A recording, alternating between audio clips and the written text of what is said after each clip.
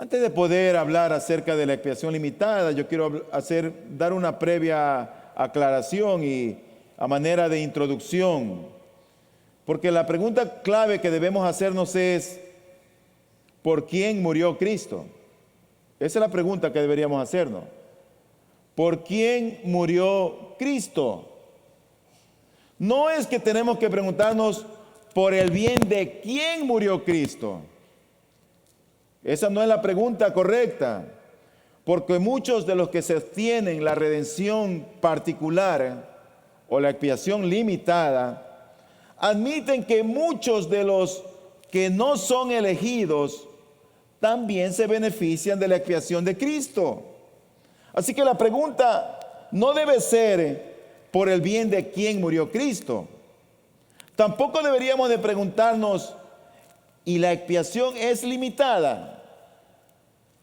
Porque todos los creyentes tenemos una expiación limitada. Algunos limitan la eficacia de la expiación. Otros limitan el alcance de la expiación. Tampoco deberíamos preguntarnos: ¿es la expiación infinitamente preciosa? Esa no es la pregunta que deberíamos hacernos como creyentes. Porque claro que sí que la expiación es preciosa, porque no hay un límite de valor en la preciosa sangre del Hijo de Dios que fue derramada en la cruz del Calvario. Eso no tiene precio, no tiene comparación. La respuesta es obvia. Por lo tanto, la pregunta no debería de ser: ¿es la expiación infinitamente preciosa? No debe ser esa la pregunta. La pregunta que deberíamos hacernos es: ¿por quién murió Cristo? Esa es la pregunta. ¿Murió por mí? ¿Murió por ti? ¿Murió por todo el mundo? ¿Por quién murió Cristo? Eso es lo que deberíamos preguntarnos.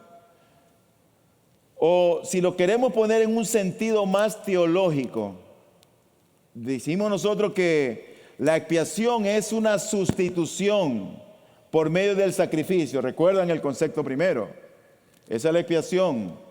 Alguien viene y me sustituye, corrige mi error, paga la deuda. Entonces la pregunta teológica debería ser: cuando estuvo Cristo en la cruz, ¿a quién sustituyó Él? ¿A quién? ¿Sustituyó a toda la humanidad o no? Y nosotros vamos a ver lo que la Biblia dice sobre el alcance limitado de esa obra de Cristo en la cruz. Y yo quiero presentar esto en cuatro encabezados. El día de hoy vamos a ver solamente dos, y el próximo domingo veremos los dos finales. Lo primero que quiero ver es que para comprender la expiación de Cristo debemos comprender la naturaleza sustitutiva de la expiación. Y en segundo lugar, los destinatarios restringidos de la expiación. O sea, ¿para quién fue la expiación realmente? Y luego, al siguiente domingo, si el Señor lo permite, veremos los efectos garantizados de la expiación y el contexto de la expiación que menciona las Escrituras. Así que vamos a ver hoy día la naturaleza sustitutiva de la expiación y los destinatarios restringidos de la expiación. ¿Qué podemos decir de la naturaleza sustitutiva de la expiación? La expiación no es otra cosa más que la obra de Cristo en la cruz sustituyendo a un grupo de personas. ¿Cuál es la declaración de este argumento? Bueno, la naturaleza de la expiación exige una redención particular o una redención limitada. Cuando nosotros vemos en la Escritura que Cristo murió por los pecadores, Eso significa una sustitución penal. Él tomó el lugar. Él sustituyó a unos por algo que habían cometido, y esa sustitución fue algo penal. Estaba la pena de muerte, la pena capital. Dios murió en el lugar de otro. Dios, el Hijo en la cruz, sustituyó a otros. Así que si Cristo en realidad llevó la maldición por mis pecados, eso significa, o me pregunto yo, ¿cómo podré yo llevar esa maldición si Él ya la llevó? No hay más maldición sobre mí. Ya no pesa una maldición sobre mi vida. Si Él murió por mí, ya no hay más maldición, porque Cristo en la cruz se hizo maldito por mí. La Biblia dice, Gálatas 3:13, maldito todo aquel que es colgado en un madero. Él tomó mi maldición, ya no hay más maldición sobre mí. Ahora, ¿puede un Dios justo castigar los mismos pecados dos veces? Porque Dios el Padre satisfizo su ira en Cristo. Y si Él murió por mí, se sobreentiende que ya no va a haber entonces otro castigo sobre mí. Porque si Dios satisfizo su ira hacia mí en un sacrificio verdaderamente sustitutivo, Él no puede estar enojado conmigo. No puede. Porque la ira de Dios cayó sobre su propio Hijo. Por lo tanto, si Cristo en la cruz nos ha redimido, nos ha reconciliado y ha expiado nuestros pecados, entonces no podemos ir al infierno. No podríamos nunca. ¿Cómo apoyamos este argumento? Bueno, se pueden citar muchos pasajes, pero solamente voy a citar dos. El primero está en Apocalipsis 5, del 9 al 10. Y esto ocurre en la ascensión previa de Cristo como Señor, cuando Él se sienta a la derecha de Dios Padre. Y aquí están los 4 seres vivientes y los 24 ancianos que están en el trono están cantando. Y la ocasión en la que ocurre este evento que Juan lo describe es la entronización del Mesías. Y quiero que nos demos cuenta en los tiempos de los verbos en lo que está aquí escrito. Y Apocalipsis 5, versículos 9 y 10 dice lo siguiente: y cantaban un cántico nuevo diciendo: digno eres de tomar el libro y de abrir sus sellos, porque tú fuiste inmolado y con tu sangre compraste para Dios a gente de toda tribu, lengua, pueblo y nación. Y los has hecho un reino y sacerdotes para nuestro Dios, y reinarán sobre la tierra. Si te das cuenta en este pasaje, que espero no lo quiten de la pantalla, este tiempo del verbo es muy importante porque aquí hay un verbo, un aoristo, como lo enseña la gramática, que describe la base de la ascensión al trono. Y cada uno de estos eventos que aquí se describen en estos pasajes están antes de la ascensión de Cristo, preceden a la ascensión de Cristo. Y al final hay un tiempo futuro que afirma o acentúa los verbos que están en aoristo, es decir, en el pasado, que hacen un contraste. Los aoristos, por lo tanto, describen eventos o la obra de Cristo que ocurrió en el pasado en y por medio de la muerte de nuestro Señor Jesucristo. Veamos el primer aoristo. Dice: porque tú, hablando de Cristo, fuiste inmolado, fue sacrificado, fue muerto. Tú fuiste, ahí está un verbo, el primer verbo oristo, fuiste. Porque tú fuiste inmolado, pasado. El segundo aoristo debe referirse de manera similar a una transacción en el momento de la muerte de Cristo. Porque dice, compraste para Dios a gente, pasado. Mira el tiempo del verbo. Fuiste inmolado y compraste para Dios a gente. Ahora, este aoristo o esta forma verbal en pasado afirma que la sustitución penal real resulta de una compra real de hombres. La referencia no es a la conversión, sino a una redención que ocurrió en la muerte de Cristo por su sangre y allí en la cruz. Habla de un hecho que ocurrió en la cruz. Y es una redención particular porque aquí dice con toda claridad, gente de toda tribu, lengua, pueblo y nación. No habla de todos. Hay gente de tribu, hay gente de lengua, hay gente de otras naciones, no habla de todos.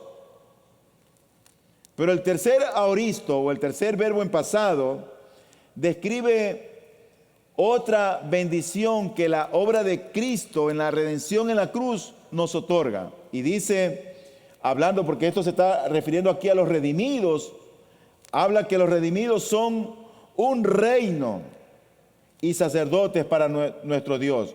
Porque dice, los has hecho un reino y sacerdotes para nuestro Dios. O sea que ese grupo de elegidos, ese grupo por quien Cristo fue muerto o inmolado, ese grupo de gente por la cual Cristo los compró, y ese grupo de gente por quienes Él los ha hecho un reino y sacerdotes, ya no son más esclavos del pecado. ¿Sabes qué son? Ahora son un sacerdocio real. Somos hijos del rey. Los hombres somos reyes, las mujeres son reinas. Así que el cántico que cantan estos seres vivientes y los ancianos que están en el trono termina con un tiempo futuro. Y dice, esos que estaban en el pasado, dice, ellos reinarán en la tierra. ¿Te das cuenta? Así que el tiempo presente, si ahí dijeran, ellos reinan en la tierra, si dijera, ellos reinan en la tierra, no tendría sentido en el contexto. Porque los tres primeros verbos están en pasado. Y el contraste justamente debería ser el futuro de lo que va a ocurrir. Ellos reinarán en la tierra. Así que el tiempo futuro aquí es significativo y es muy importante. Por lo tanto, la redención no es solo particular, sino que también es eficaz. Porque aquellos por los cuales Cristo fue inmolado, aquellos por los cuales Cristo los compró, dice la Biblia que reinarán. O sea que es una certeza, es algo realmente genuino y verdadero. Así que en la nueva tierra, todos los comprados por la muerte de Cristo, reinaremos con Él. El segundo texto está en 2 Corintios 5:14 y dice allí, pues el amor de Cristo nos apremia, habiendo llegado a esta conclusión, dice Pablo, que uno murió por todos. Por consiguiente, todos murieron. ¿Quiénes son todos? ¿Será todo el mundo? ¿Será toda la humanidad?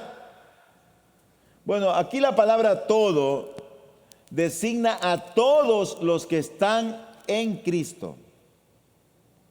O sea que es un grupo exclusivo de personas.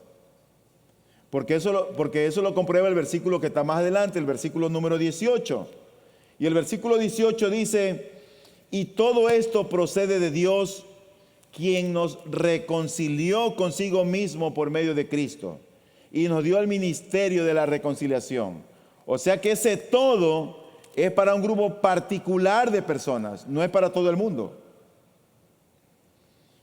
Pero la afirmación crucial es que la sustitución, o sea, la obra de Cristo en la cruz y a quienes Él está sustituyendo, o sea, a quienes representa, siempre son inseparables. Él, por un lado, sustituye a unos, pero al mismo tiempo está representando a un grupo particular de personas por quienes Él murió. Porque dice aquí, uno murió por todos los elegidos. Y luego dice, por consiguiente, todos esos elegidos murieron. Tú ves, el que está sustituyendo y a quienes Él representa, eso va unido. Así que la muerte sustitutiva significa también muerte representativa. Y la afirmación significativa es que Cristo murió, cuando Cristo murió por alguien, ese alguien por quien Cristo murió, murió también con Cristo en la cruz. Y esa es la revelación clara, diáfana de todo el mensaje del Evangelio. Cuando Cristo murió por una persona en particular, esa persona en particular murió con Cristo en la cruz. ¿Y cómo pueden volver esas personas que ya murieron con Cristo en la cruz a experimentar la muerte segunda que dice Apocalipsis? No podrían, porque ya murieron con Cristo en la cruz.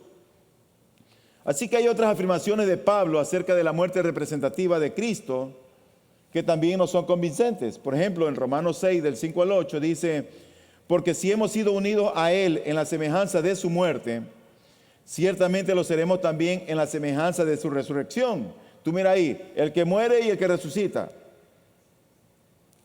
Cristo murió, nosotros morimos. Cristo resucitó, nosotros resucitamos. Sabiendo esto, que nuestro viejo hombre fue crucificado con Él para que nuestro cuerpo de pecado fuera destruido a fin de que ya no seamos esclavos del pecado. Porque se sobreentiende que si alguien muere con Cristo, somos esclavos de Cristo, no de nuestras glándulas, no de nuestras hormonas. Somos esclavos de Él. Porque el que ha muerto ha sido libertado del pecado. Y si hemos muerto con Cristo, creemos que también viviremos con Él. Así que esto afirma que la unión con Cristo en su muerte inevitablemente lleva consigo la unión con Cristo en su resurrección. Los que hemos muerto en Cristo, hemos resucitado con Cristo. ¿Sabes para qué? Para andar en vida nueva, para andar en vida abundante, o como dice la Biblia, para andar en novedad de vida. Mira, no importa qué problemas podemos tener aquí en la vida, tenemos vida abundante. Y la vida abundante en Cristo en medio de los problemas me satisface el alma, me llena, me trae paz, me trae gozo, me trae esperanza. Así que, ¿cómo podemos afirmar nosotros esto y no decir que todos aquellos por quienes Cristo murió serán salvos?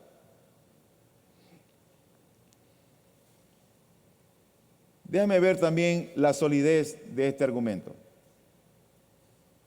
Algunos responden que los hombres no van al infierno por el pecado, sino porque son incrédulos. Hay algunos que sostienen eso. Dicen, no, no es cuestión del pecado, sino que no creen ellos es en Cristo. Por eso es que se van al infierno. Pero hay 3 respuestas que tenemos que dar para esos que afirman aquellas cosas. Primero, la Biblia enseña que los hombres van al infierno por algo más que su incredulidad. ¿Tú te imaginas la vida de aquellas personas que tienen diabetes, sida y cáncer? ¿Sabes qué clase de vida es? Es una vida miserable.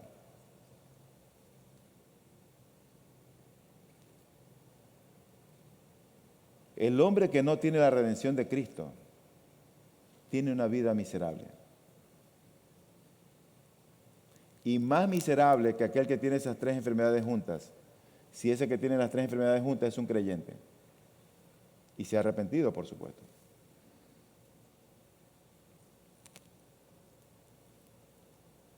La Biblia enseña que los hombres van al infierno por algo más que por su incredulidad. Mateo 16, 27 dice, porque el Hijo del Hombre ha de venir en la gloria de su Padre con sus ángeles, y entonces recompensará a cada uno según su conducta. No es solamente incredulidad, sino que es su conducta. Ahora, por la conducta nadie se salva, y por las buenas obras nadie se salva. Apocalipsis 20, 12. Y vi a los muertos grandes y pequeños, eso es lo que va a ocurrir, Juan lo está describiendo anticipadamente, de pie delante del trono, y los libros fueron abiertos, y otro libro fue abierto, que es el libro de la vida. Y los muertos fueron juzgados por lo que estaba escrito en los libros, según sus obras. O sea que no es solamente incredulidad, ya va a conducta y va a obras. Pero Apocalipsis 21:8 como que amplía el abanico y dice, pero los cobardes, ya no solamente son los incrédulos, que ahí los menciona luego, incrédulos, abominables, asesinos, inmorales, hechiceros, idólatras y todos los mentirosos tendrán su herencia en el lago que arde con fuego y azufre, que es la muerte segunda. Es un abanico un poquito más amplio, porque aquí habla de inmorales. Puede ser que no sea alguien un asesino, pero es un inmoral.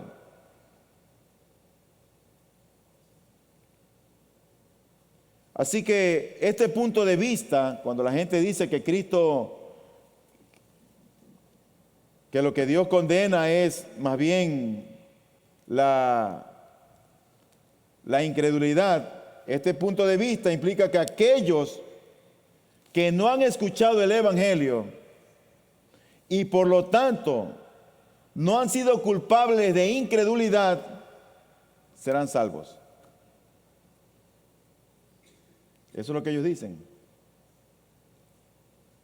Así que esta visión implica que Cristo no murió por el pecado de incredulidad.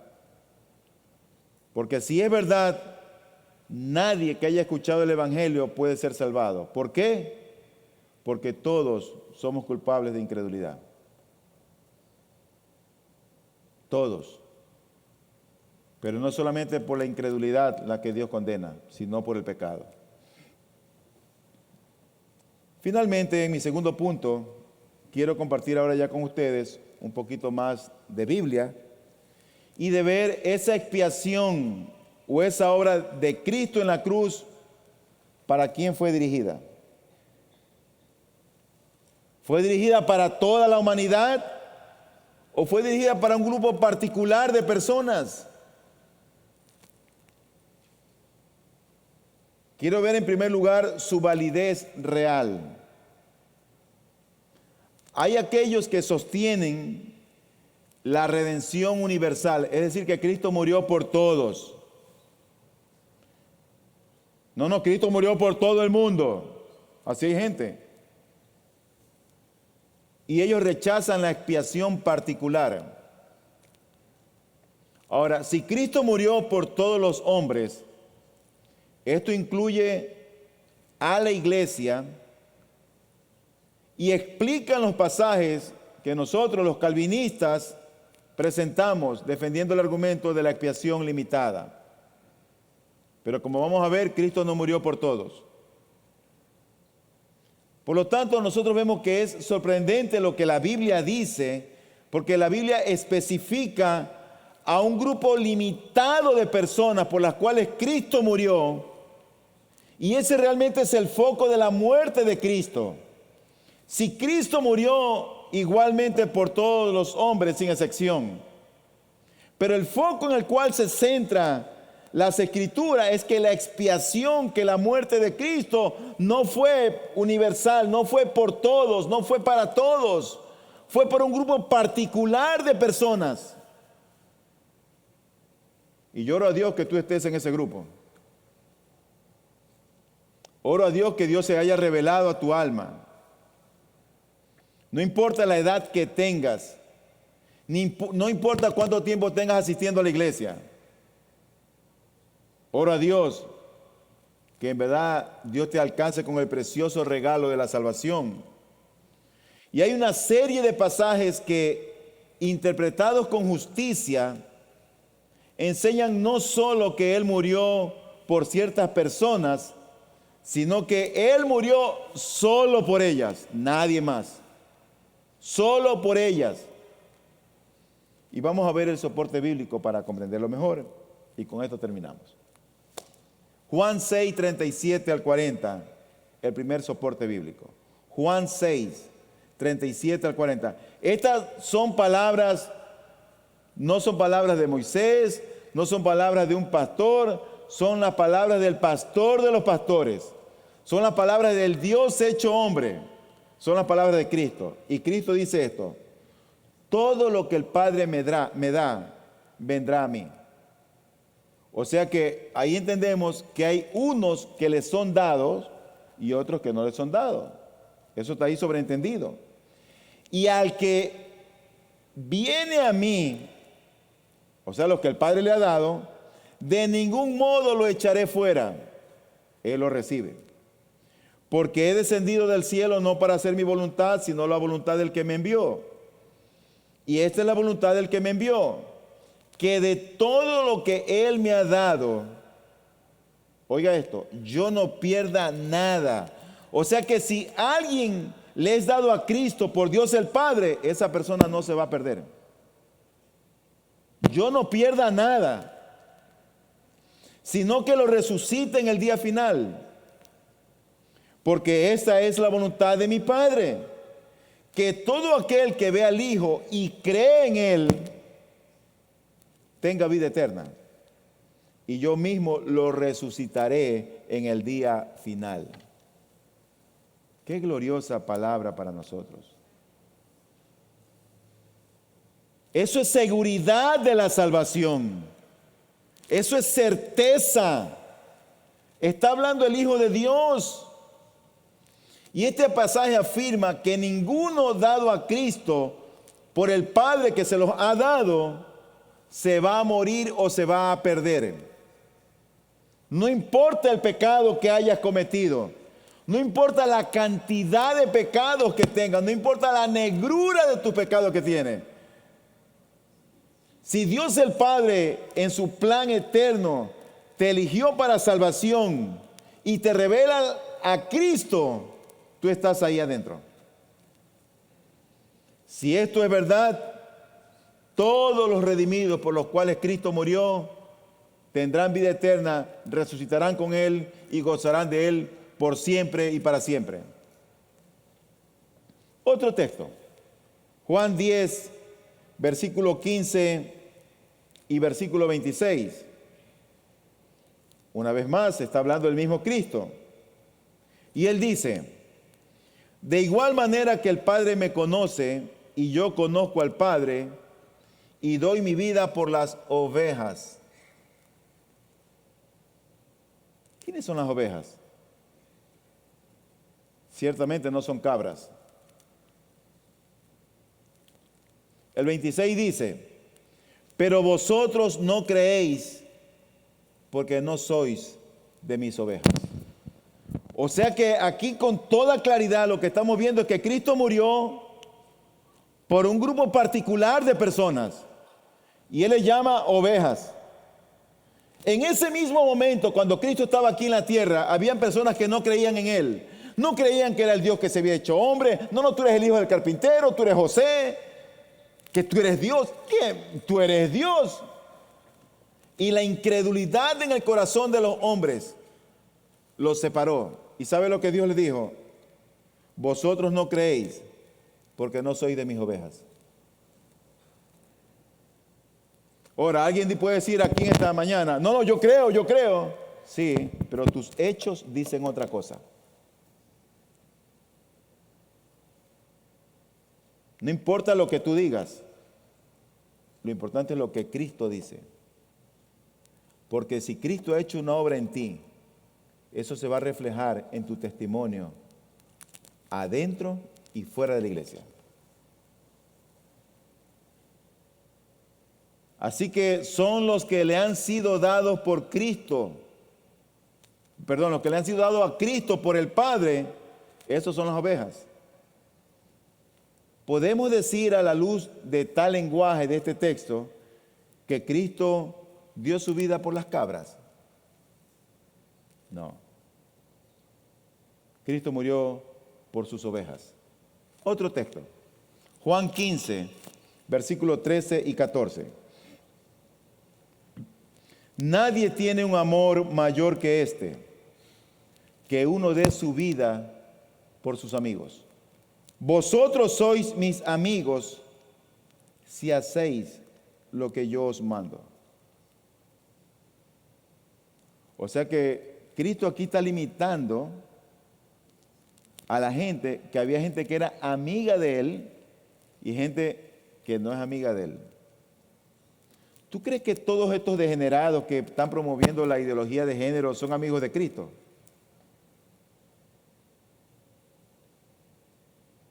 ¿Tú crees que todos estos políticos corruptos son amigos de Cristo? Él está formando un pueblo nuevo.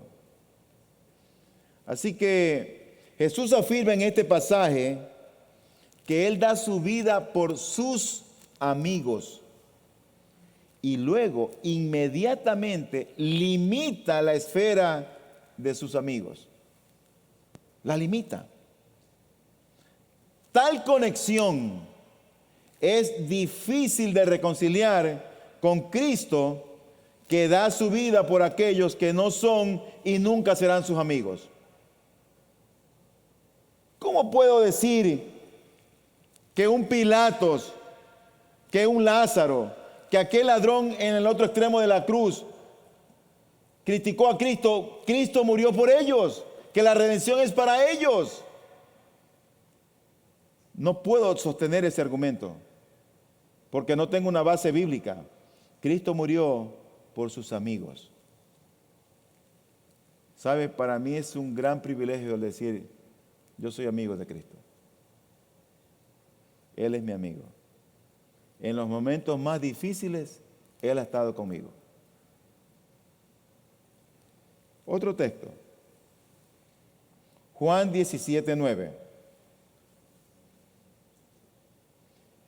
Este texto es la oración de Cristo antes de que lo crucifiquen.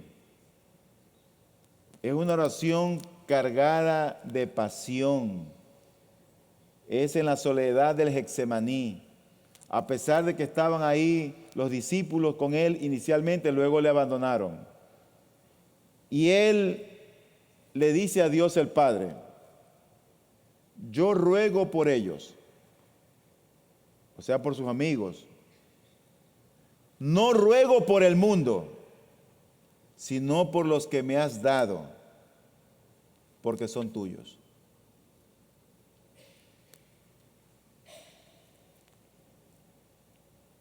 Cristo limita la esfera de su intercesión a los que fueron dados inicialmente por el Padre. Y esa es una referencia a los que son elegidos.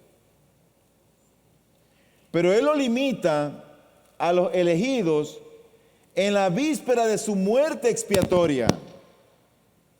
Ahora, antes de morir, tú sabes que la gente dice que antes de morir todo el mundo dice la verdad, quiere estar en paz con todo el mundo, normalmente. Y yo me pregunto, si ni siquiera intercede, si ni siquiera ora por los que no le han sido dados por el Padre, ni siquiera ora por ellos, yo me pregunto, ¿es concebible que muera por ellos? Si ni siquiera ora por ellos, ¿cómo Cristo podría morir por ellos si ni siquiera oró por ellos? Él dice, yo ruego por ellos, oro por ellos, no ruego por el mundo, sino por los que me has dado, porque son tuyos. Hermanos, amigos, hay mucha gente en esta vida que creen que gozan del favor de Dios,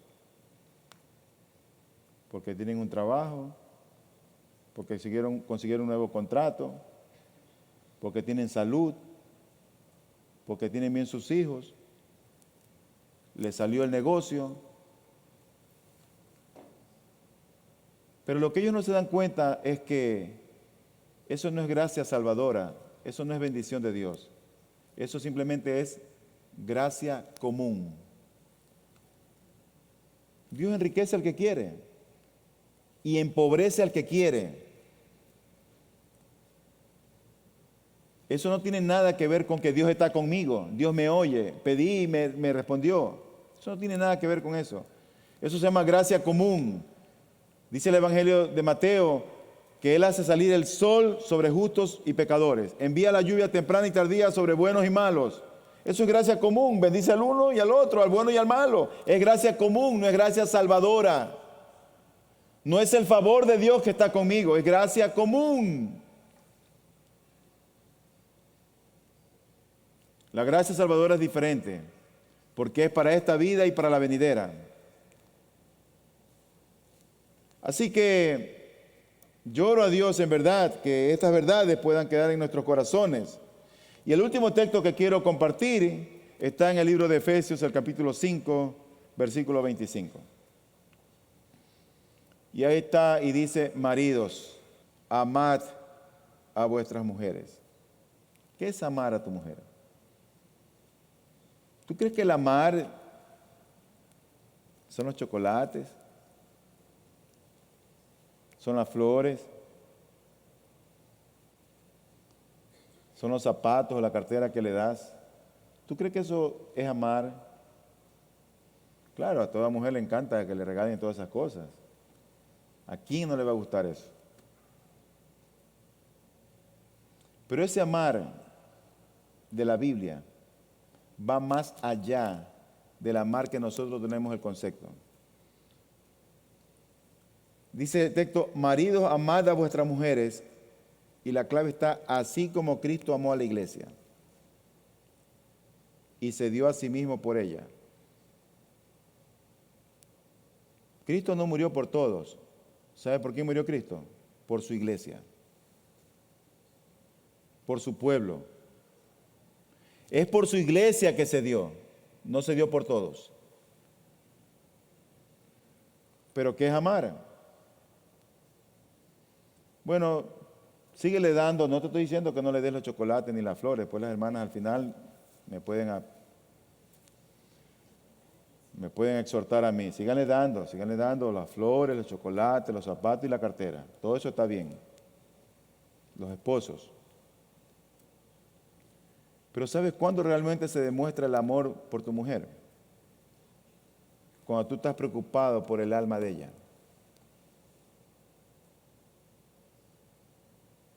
Por eso, aquellas mujeres que están aquí solteras, no esperes nada bueno si te casas con un impío, porque no se va a preocupar por tu alma. Un creyente se debe preocupar por el alma de su mujer. Y ahí vas a estar demostrando que amas a tu mujer. Si tienes un esposo impío, no te digo que te divorcies, sigue viviendo con ese impío. Sigue consintiéndolo. Pero no esperes que Él te vaya a decir, ¿ya leíste hoy la Biblia? No esperes que te diga Él, ¿ya memorizaste el texto de la semana que el pastor te va a tomar los textos de la Biblia la próxima semana? No esperes que Él te diga eso, porque no lo va a hacer.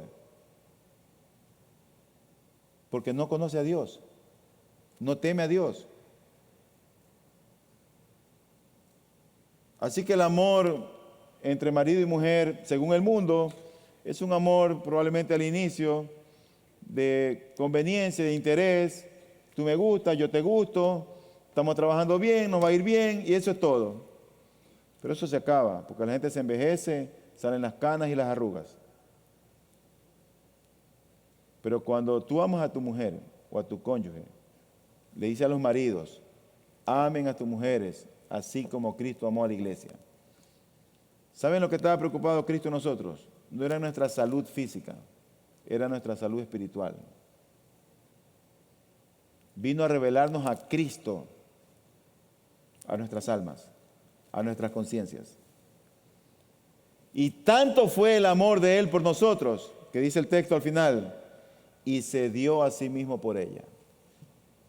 Murió por nosotros. Así que amar a nuestras mujeres no es otra cosa más que estar preocupados por el alma, por la condición espiritual de ellas. Aparte de los chocolates, las carteras y los zapatos y las flores. Así que hay algunas relaciones que requieren un amor general por los demás. Por ejemplo, ama a tu prójimo como a ti mismo. Es una relación general. Tenemos que hacer el bien a todos. O también te dice, haz el bien a todos los hombres. Eso es algo general. Pero Cristo se entrega por la iglesia mostrando un amor exclusivista de un esposo para su esposa. Así que tal sacrificio debe limitarse solamente a la novia de Cristo. Para finalizar, si tú eres alguien que ha nacido de nuevo, mi hermano, eso debe ser evidente. Debe ser notorio. Porque siempre hay algo que compite en nuestros corazones. Y ponemos, por ejemplo, a veces los que estudian, los estudios por encima de Cristo y su obra. Los que trabajamos, el trabajo primero. Los que tenemos hijos, los hijos primero. Nada debe ocupar un lugar por encima de Cristo. Cualquier cosa que esté por encima de Cristo, ¿sabe cómo Dios le llama? Idolatría. Y tú puedes ser simplemente un idólatra de todo aquello. Y si tú eres idólatra, no tienes a Cristo. Porque Cristo está en un segundo plano. Por lo tanto, si tú eres un genuino creyente, mira mi hermano, eso va a ser notorio a la vista de todos. Eso no hay que empujarte para que vengas a limpiar la iglesia los sábados. Porque tal vez no te interese mucho y te vas a excusar.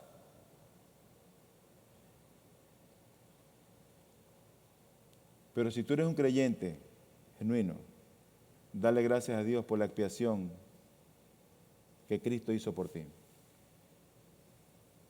Hermanos, no hay manera de poder pagar lo que Cristo hizo por nosotros. No hay manera. Si tú no has entendido la magnitud de lo que Cristo ha hecho por nosotros, yo oro a Dios que Él te revele lo que esto significa. No tengas en poco la salvación que Él te ha dado. No tengas en poco el precio que Cristo pagó en la cruz del Calvario por nosotros.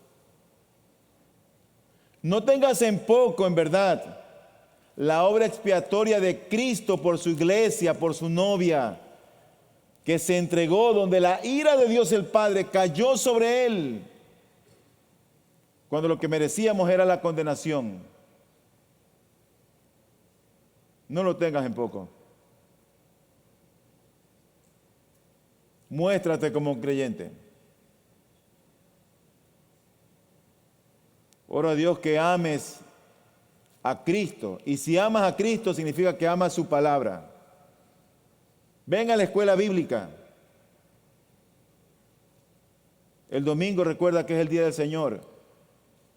No es la mañana del Señor, es el día del Señor. En la tarde tenemos culto. Pero si tú no eres un creyente, si eres un creyente, muestra gratitud y empieza a servirle. Pero si tú no eres un creyente, oro a Dios que Dios el Padre te revele a Cristo y su gloriosa salvación. Y que Él te alcance con el precioso don, con la misericordiosa salvación que Él otorga a quien Él quiere. Es más, yo soy un convencido que si tú no eres un creyente y estás aquí esta mañana, yo creo que eso es un propósito, eso está dentro del plan del Señor. Ahora, no endurezcas tu corazón. Si tú quieres saber más de este tema, anda al GPS esta semana. Hay algunos que son miembros y no van tampoco a la GPS. Un poco de tristeza con eso. Anda un GPS esta semana. Y aprende, ten comunión con los hermanos. Ten un tiempo para orar con ellos. Sigue amando la palabra del Señor. No te rindas. Yo creo que Dios en verdad bendiga esta iglesia. Y añada a esta iglesia a los que han de ser salvos.